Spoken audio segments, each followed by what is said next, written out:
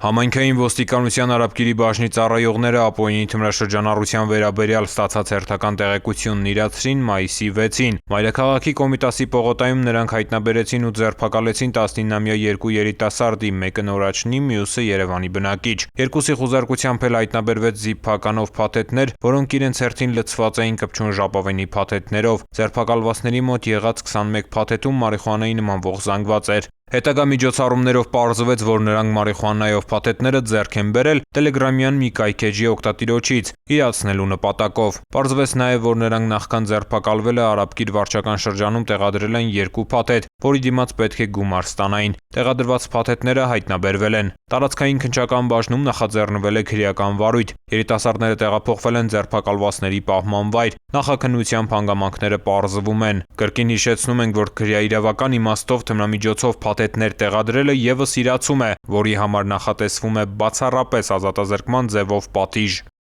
Ծանուցում ենթադրյալ հանցանքի մեջ կասկածվողը կամ մեղադրվողը համարվում է անմեղ, քանի դեռ նրա մեղավորությունը ապացուցված չէ Հայաստանի Հանրապետության քրեական դատավարության օրենսգրքով սահմանված կարգով, դատարանի օրինական ուժի մեջ մտած դատավճռով։